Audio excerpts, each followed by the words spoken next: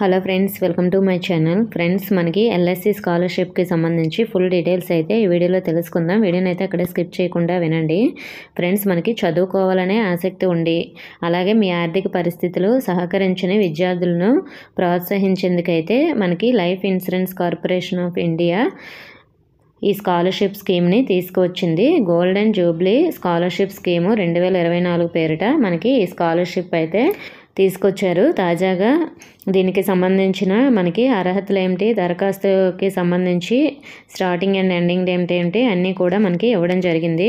So మరి ఇప్పుడు చూద్దాం. మనకి 2021, 22, 22, 23, 23, 24 అకాడమిక్ ఇయర్లో 10th క్లాసు లేదా ఇంటర్మీడియట్ లేదా డిప్లొమా కోర్స్ చేసిన వాళ్ళు అందరూ కూడా ఈ స్కాలర్షిప్కి అయితే ఎలిజిబుల్ అన్నమాట. సో వీళ్ళందరూ కూడా ఈ స్కాలర్షిప్కి అప్లై చేసుకోవచ్చు. వీళ్ళు గుర్తింపు పొందిన విద్యా సంస్థల్లో కనీసం 60% మార్కులు అయితే సాధించి ఉండాలి. దీనికి సంబంధించి అఫీషియల్ వెబ్సైట్ లింక్ కూడా నేను డిస్క్రిప్షన్లో ఇస్తాను.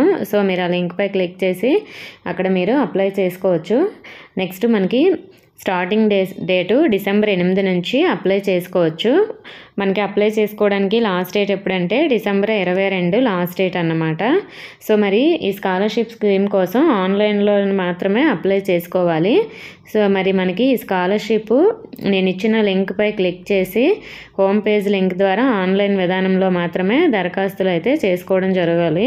సో మరి ఈ స్కాలర్షిప్ పథకం ఆర్థికంగా వెనుకబడిన కుటుంబాల విద్యార్థుల కోసం మాత్రమే ఉద్దేశించబడిందన్నమాట. విద్యార్థులు తమ దరఖాస్తులను ఆన్లైన్ విధానంలో అప్లై చేయాలి. సో ఇలా అప్లై చేసిన తర్వాత అభ్యర్థి ఆన్లైన్ అప్లికేషన్లో మీరు ఇచ్చిన ఈమెయిల్ ఐడి ద్వారా మీకు ఒక రసీదు అయితే వస్తుంది. ఆ రసీదు మెయిల్లో ఇచ్చిన ఎల్ఐసి డివిజన్ కార్యాలయం ద్వారా నెక్స్ట్ ప్రాసెస్ అయితే జరుగుతుంది. సో అభ్యర్థి మాత్రం సరైన ఈమెయిల్ ఐడి, మొబైల్ నెంబరు మాత్రం ఇవ్వాల్సి ఉంటుందండి.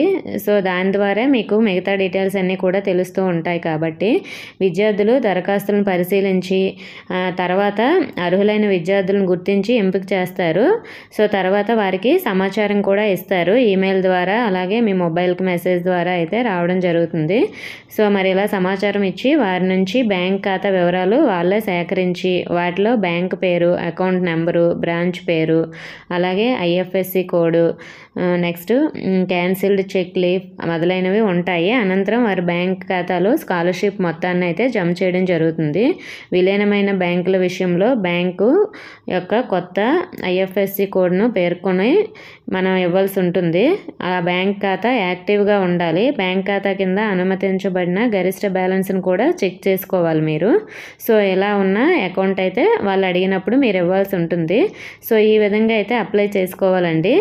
సో ఇలా అప్లై చేసుకుంటే మీరు ఎటువంటి ఫీజు కూడా చెల్లించాల్సిన అవసరం లేదు. ఒకవేళ మీరు ఎలిజిబుల్ అయితే మాత్రం మీకు ఈ స్కాలర్షిప్కి సంబంధించి డీటెయిల్స్ అనేది సెలెక్ట్ అయినట్టు వాళ్ళే సమాచారం అయితే మీకు అందించడం జరుగుతుంది. ఈ స్కాలర్షిప్కి 10th క్లాస్కి ఒక విధంగా, అలాగే ఇంటర్కి ఒక విధంగా. సో ఇలా అయితే స్కాలర్షిప్ అమౌంట్ అనేది ఇస్తారు. 15,000, 20,000 అలా అయితే మనకి అమౌంట్ ఉంటుంది.